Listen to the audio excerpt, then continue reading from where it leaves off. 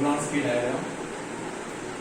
So what is the use of this Jablonski diagram means the diagram which represents the loss of excess amount of energy of photo-excited molecules in various photophysical process.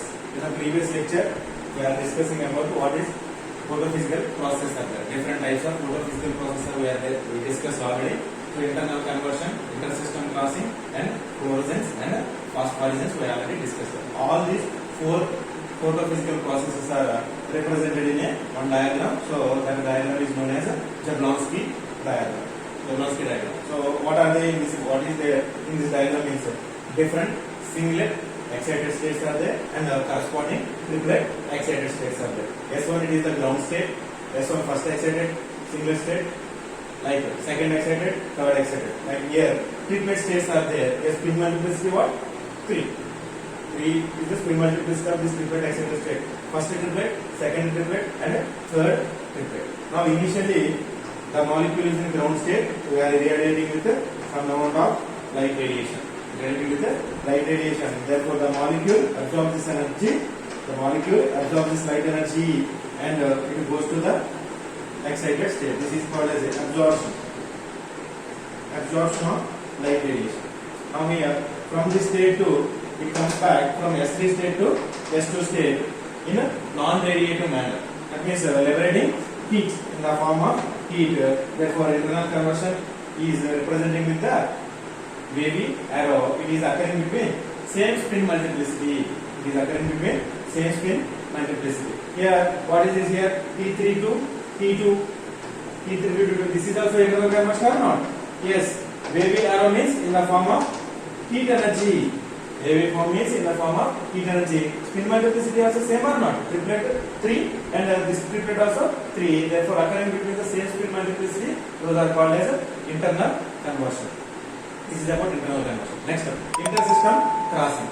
Intersystem crossing means the molecule which goes from S3 to T3. S3 to T3 is called as internal intersystem crossing. That means between two different spin multiplicity excited states.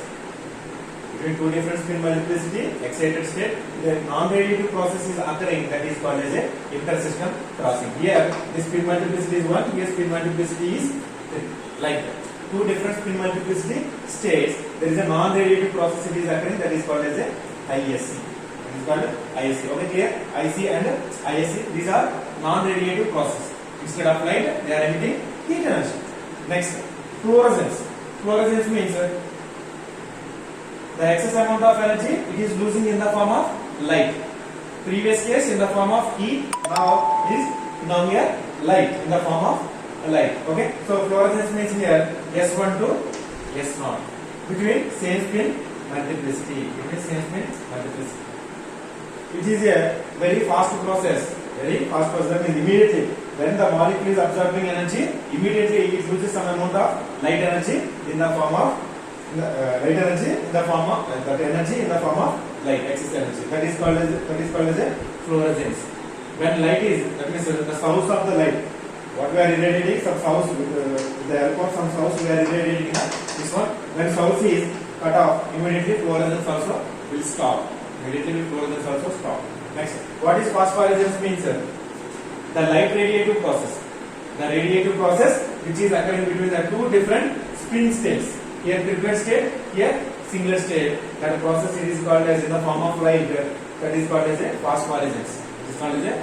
It is a time-taking process. Even though you are cut off source, you are the cut off light source. Therefore, after some time also, we will observe the phosphorescence. Why? Because it is occurring slowly. To inverter spin change. To undergo spin change, it took some time. Therefore, so that process is called as a phosphorescence. In the light radiative process, fluorescence and phosphorescence are examples. Fluorescence is undergoing faster than phosphorescence. And non-radiative process, internal conversion and intersystem crossing. Internal conversion undergo faster than the intersystem crossing. Why? Because here there is no need of spin inversion. Why? Because same spin multiplicity between these two. But in intersystem crossing, so the non-radiative process occurs between two different spin multiplicities. Here spin anti-parallel are there, F means parallel are there. To convert anti-parallel to parallel, it took some time. It took some time. Okay. So this is about the brief description about the Jablonski diagram. What explains Jablonski diagram? This is Jablonski diagram explains about the all the photophysical process. All four photophysical processes are there. IC, ISC, fluorescence and phosphorescence. Okay. Right. Keeping about the Jablonski diagram, now we will move to quantum yield. That means the yield of the product in photochemical reactions. How can we calculate yield of the photochemical reactions? Means see what it will tell us about what it tells quantum yield. It gives the relationship between the number of quantas or photons and the number of molecules reacted or formed.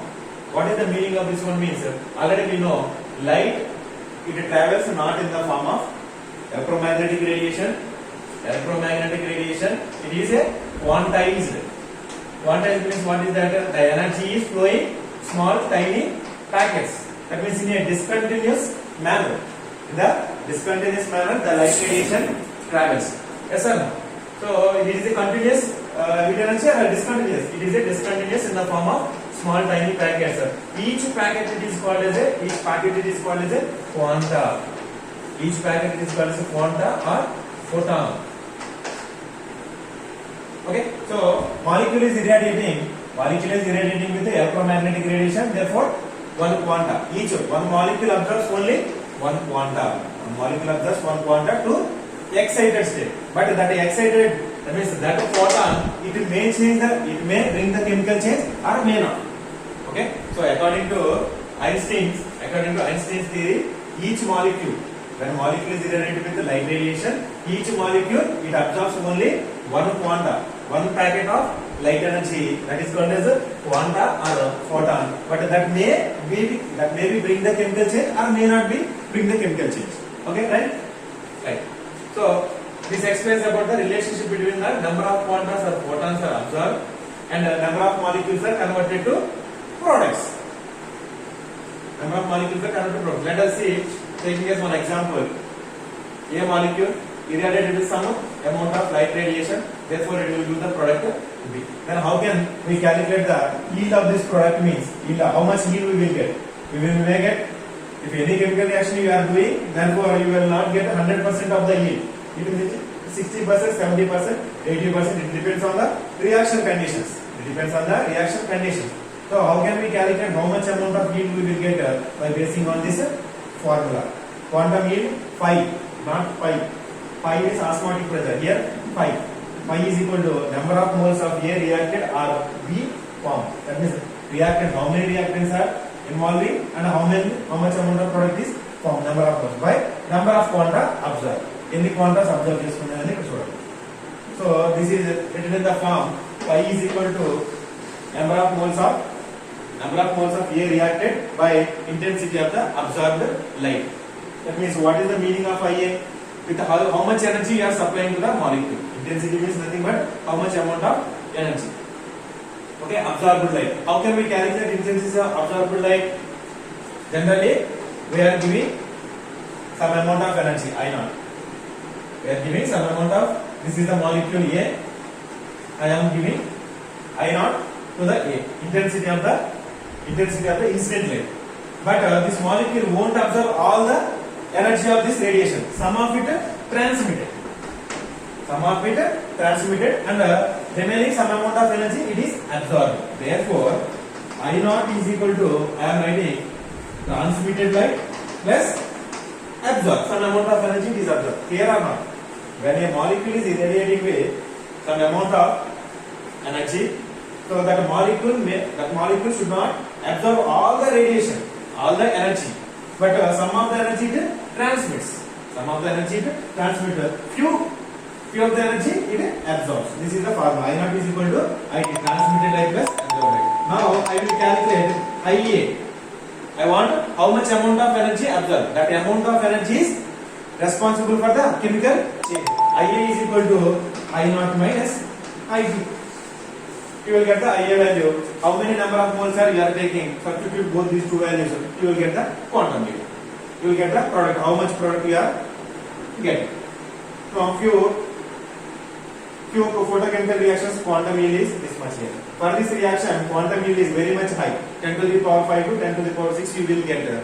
But in this reaction you will get just 0.01%.